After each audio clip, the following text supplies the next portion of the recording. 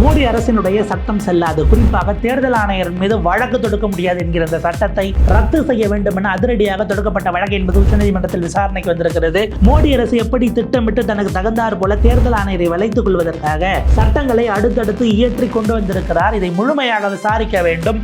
உச்சநீதிமன்றம் இப்போதே இதில் தலையிட வேண்டும் என பல்வேறு அமைப்புகள், காங்கிரஸ் கட்சியினுடைய தலைவர்களில் ஒருவர், இப்படி பலரும் தொடுத்த வழக்குகள் இப்போது ஒருங்கிணைந்து உச்சநீதிமன்றத்தால் எடுக்கப்பட்டிருக்கிறது. என்ன நடக்கப் போகிறது? தேர்தல் ஆணையர்களை கைக்குள் போட்டுக்கொண்டு அல்லது தேர்தல் ஆணையர்களை தன்னுடைய அவங்களே அப்பாயின்மெண்ட் பண்ணும்போது இப்போ அரசியல் ரீதியிலாக செயல்பட வைப்பதற்கான வேலைகளாக மோடி அரசு அடுத்தடுத்து கொண்டு வந்த 2 சட்டங்களினுடைய நிலை என்ன ஆகும் என்கிற கேள்வி இப்போது எழுந்திருக்கிறது.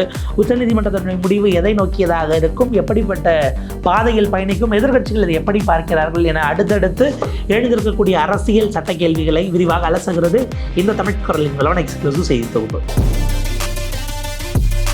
தேர்தல் ஆணையர் நியமனம். இந்த தேர்தல் ஆணையர் எப்படி நியமிக்கணும் அப்படின்னு இந்தியாவினுடைய கான்ஸ்டிடியூஷன் பெஞ்ச், அரசியல் சாசன அமர்வு, I think justice K M Joseph அவர்கள் தலைமையிலான 5 நீதிபதிகள் அமர்வு ஒரு மிகச்சிறப்பான தீர்ப்பை கொடுத்தார்கள். தேர்தல் ஆணையர் அப்படிங்கிறவரை நீங்கள் நினைக்கிற மாதிரிலாம் போட்டுக்க கூடாது தம்பி. அதுக்கு முன்பாக என்ன அப்படின்னா என்ன ப்ரொசீஜர் வந்துன்னு பார்ப்போம். எதனால் அதை ரத்து பண்ணாங்கிறதையும் நம்ம பார்க்கலாம். அப்போ தான் நமக்கு அதனுடைய ஃப்ளோ புரியும். முதல்ல என்ன அப்படின்னா, எந்த விதமான தேர்தல் ஆணையர் அப்பாயின்மெண்ட்டுக்கு ஒரு பெரிய சட்டம் அப்படின்னு இல்லை, ஒரு லாவா இல்லை, ப்ரொசீஜராக இருந்தது. என்ன அப்படின்னா, மத்திய அரசு நினைக்கிறது தான், முழுக்க முழுக்க அவங்க எடுக்கிறது தான். முதல்ல என்ன பண்ணுவாங்க, செக்ரட்டரி லெவல், மத்திய அரசில் செயலாளர் லெவலில் இருக்கக்கூடியவங்களுக்கு, இப்போ இருக்கக்கூடியவர்கள் அதுக்கு முன்பாக ஓய்வு பெற்றவர்கள் அப்படின்ட்டு அந்த பட்டியலை எடுப்பாங்க. ஒரு பட்டியல் தயாராகும். சில சமயம் 40 பேர் வரைக்கும் கூட அதில் பெயர்களில் பட்டியலில் இடம்பெறும். அதிலிருந்து 3 பேரினுடைய பட்டியல் ஃபில்டர் பண்ணப்படும். அந்த ஃபில்டர் பண்ணப்பட்ட பெயர் அப்படிங்கிறது பிரதமரும் குடியரசுத் தலைவரும் இணைந்து டிஸ்கஸ் பண்ணுவாங்க. பிறகு அந்த 3 பேரில் இருந்த கன்சல்டேஷனுக்கு பிறகு அதில் இருக்கக்கூடியவங்களை அஃபீஷியல்ஸை ஒரு பேனலை உருவாக்கி அவங்களோட டிஸ்கஸ் பண்ணிவிட்டு ஒரு பெயரை குடியரசுத் தலைவருக்கு அனுப்புவார்கள். அதனோட சேர்த்து பிரதமர் ஒரு நோட் போடுவார், எதற்காக இவரை நாம் தேர்ந்தெடுக்கிறோம். அவர் ஆஃபீஸில் இருந்த காலத்தில் இதுக்கு முன்னாடி செயலாளராக இருந்தப்போ அப்படி செயல்பட்டார், பிரமாதமானவர், இப்படி ஏதாவது ஒரு நோட் போடலாம்.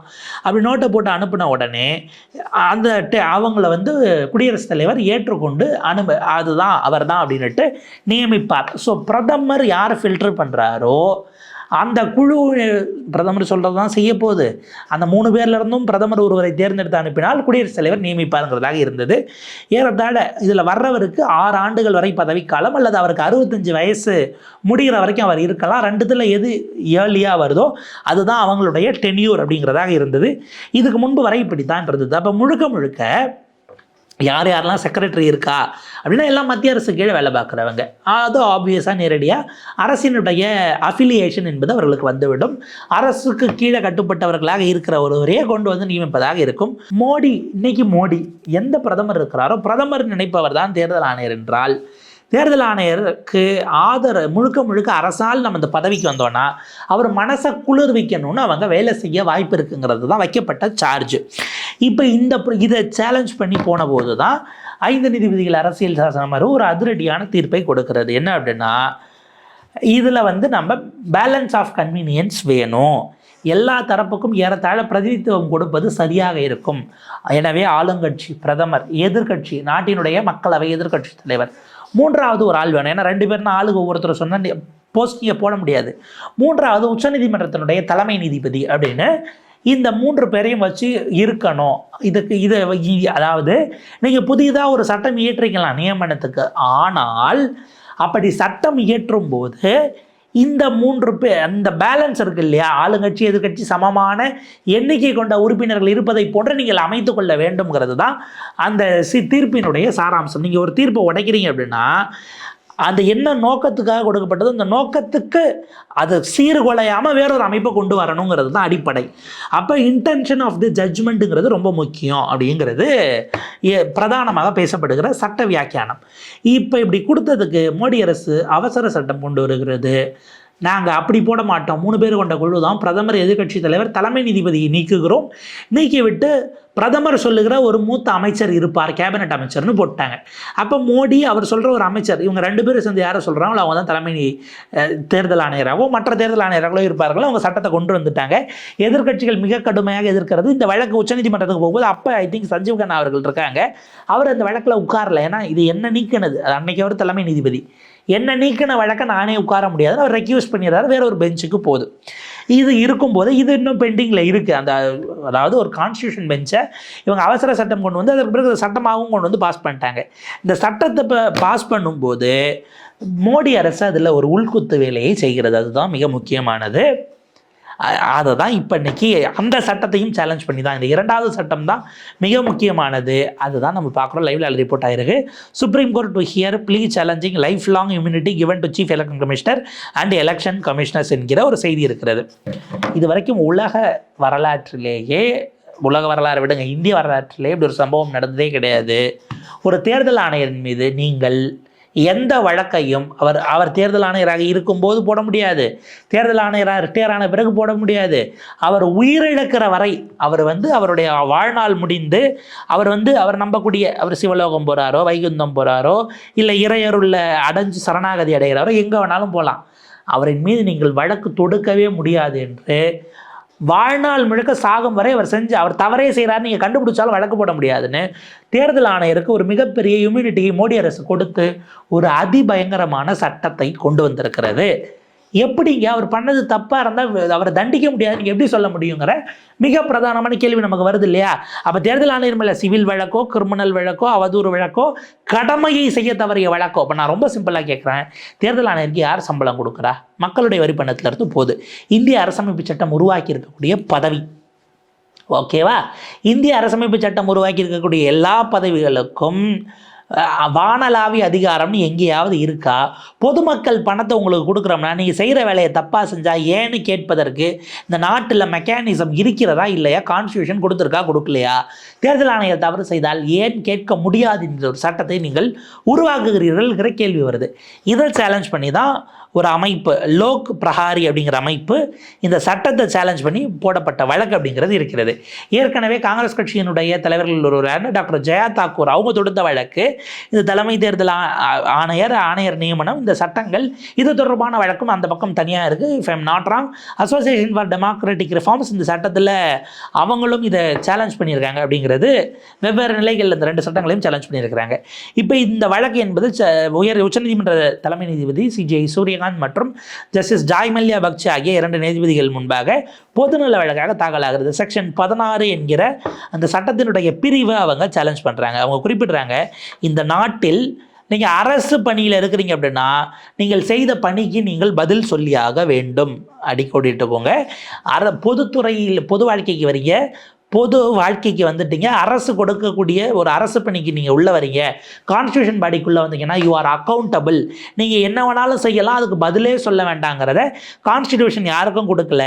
எலெக்ஷன் கமிஷனர் மாதிரியான ஒருவருக்கு அவருடைய செயலுக்கோ, அவருடைய செய்கைக்கோ, அவர் பேசிய வார்த்தைக்கோ, செய்த நடவடிக்கைகளுக்கோ எதன் மீதும் நீங்கள் அவருடைய பதவிக்காலத்திலும் அதற்கு பின்பும் வழக்கு தொடுக்க முடியாதுன்னும் போது தான் அட்வொகேட் எஸ்என் சுக்லா அவர்கள் இந்த லோக் பிரபாரிக்கு சார்பாக ஆஜராகி இது ஏற்கத்தக்கதல்ல, ஆர்டிகல் 324 இப்படியான ஒரு அதிகாரத்தை இந்திய அரசமைப்பு சட்டம் ஆர்டிகல் 324 அடிப்படையில் சில அதிகாரங்கள் எலெக்ஷன் கமிஷனுக்கு கொடுக்கப்படுது, கேள்வியே கேட்க முடியாத அதிகாரம் அப்படின்லாம் கொடுக்கல, அப்படி ஒரு சட்டத்தை தேர்தல் ஆணையத்துக்கு ஆதரவாக உருவாக்கி கொள்ள முடியாது அப்படிங்கிறதையும் அவங்க குறிப்பிட்றாரு, சுக்லா அவர்கள் குறிப்பிட்றாரு.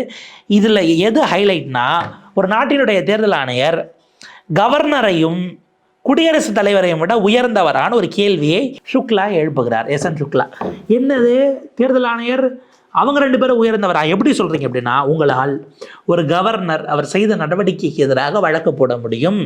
ஆளுநர் RN ரவி அவர் குடியரசுத் தலைவருக்கு ஒரு மசோதாவை அனுப்புகிறார், நீண்ட நாள் வைத்திருந்து அனுப்புகிறார், அவர் அனுப்பியதற்கு தேவையில்லை, அது சட்டவிரோதம், நீ தமிழ்நாடு கவர்மெண்ட் அவருடைய நடவடிக்கையின் மீது வழக்கு தொடுத்திருக்கிறார்கள். கரெக்டுங்களா?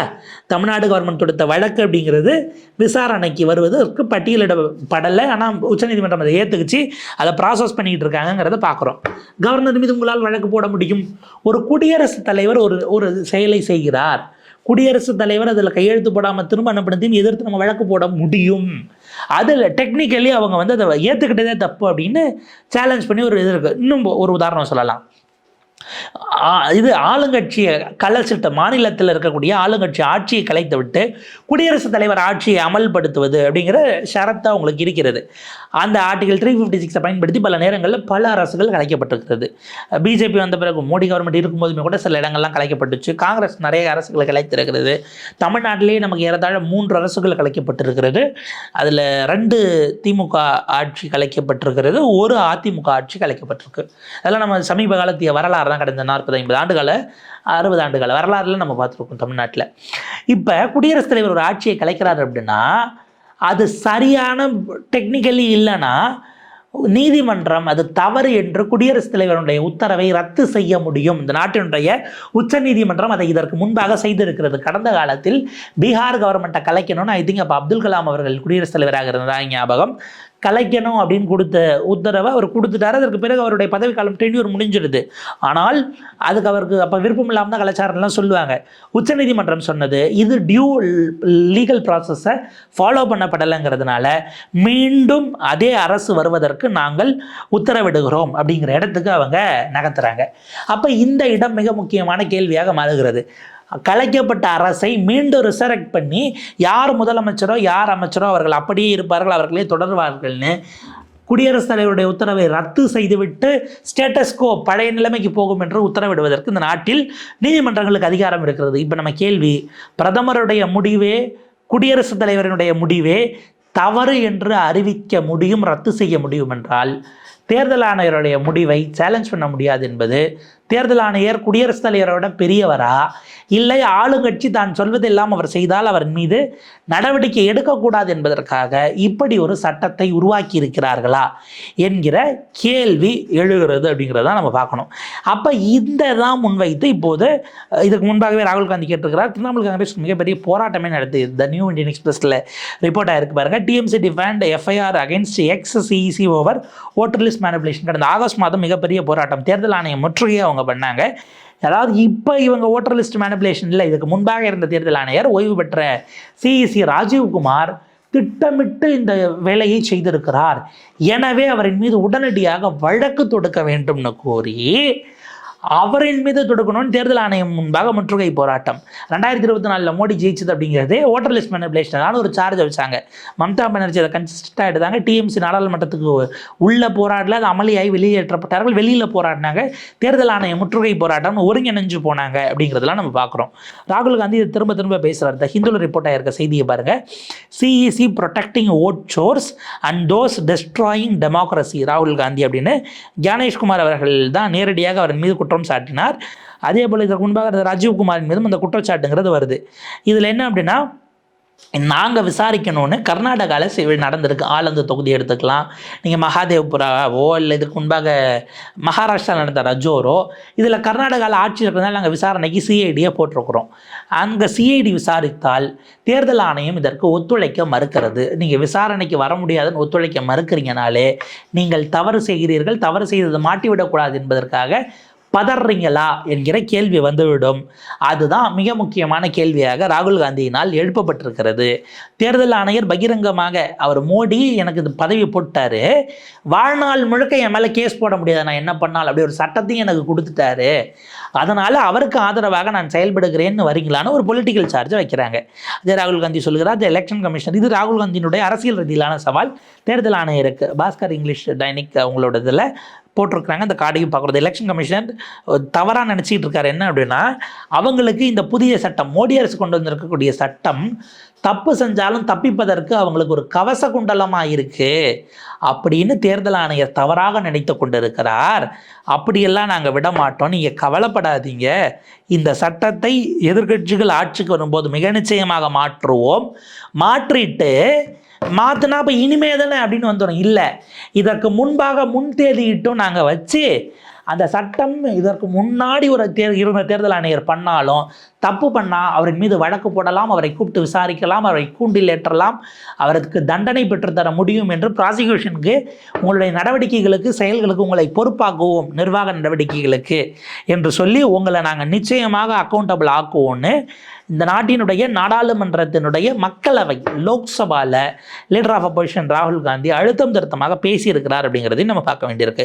ஸோ இதுதான் மிக முக்கியமான ஒரு வழக்கு. இந்த வழக்கை விசாரிச்சுட்டு உச்சநீதிமன்றத்தினுடைய 2 நீதிபதிகள், தலைமை நீதிபதி அமர்வு இதில் வந்து பார்த்திங்க அப்படின்னா நோட்டீஸ் இஷ்யூ பண்ணியிருக்கிறாங்க. இமீடியட்டாக அதற்கு நேரடியாக அதற்கு எதிராக, ஏன்னா அவங்க குறிப்பிடக்கூடியது அந்த லோக் பிரபாரி தரப்பில் ஆஜரானவங்க, ஏன்னா நீங்கள் வந்து இது வந்து இர்ரிப்பேரபிள் லாஸை கொடுத்து விடும், திரும்ப அவங்களால அந்த இழப்பு ஏற்பட்டால் திரும்ப அதை திருத்தவே முடியாதுங்கிற ஒரு சூழலை உருவாக்கிவிடும், தேர்தல் ஒரு சார்பு தன்மையுடன் நடப்பதற்கு தான் வாய்ப்பு இருக்கிறதுங்கிறதுனால உடனடியாக தடை விதிக்கணும் அப்படின்னும் போது அதுக்கு இப்போதைக்கு ஸ்டே இல்லை, இந்த மாதிரியானது கொடுக்க முடியுமா இல்லையா அப்படிங்கிறத மிக நிச்சயமாக விவாதித்து ஒரு தீர்ப்பை நம்ம கொடுக்குறோம் அப்படின்ட்டு நோட்டீஸ் இஷ்யூ பண்ணியிருக்கிறார்கள். இது விடுமுறைக்கு பிறகு, மேபி உங்களுக்கு சங்கராந்தி லீவுக்கு பிறகு வரலாம் அப்படிங்கிறதாக எதிர்பார்க்கப்படுகிறது. இந்த வழக்கு எப்படி பயணிக்க போகிறது, இது வெறுமனே லீகலாக மட்டும் முடிவு செய்யக்கூடியது இல்லைங்கிறது இன்னொரு விவாதமாக இருக்கிறது. பட் அது ஃபர்தராக எப்படி மூவ் ஆன் ஆகுதுங்கிறது நம்ம பொறுத்து இருந்து பார்ப்போம். இதில் என்ன மாதிரியான ஆர்குமெண்ட்ஸை மோடி கவர்மெண்ட் வைக்க போது, உச்சநீதிமன்றம் அதை எப்படி பார்க்க போகிறதுங்கிறதெல்லாம் அடுத்தடுத்த நிலையில் தான் நமக்கு தெரியும். வேறொரு காணொலியில் விரிவாக சந்திக்கலாம். இணைந்திருங்கள் தமிழ் குரலோடு.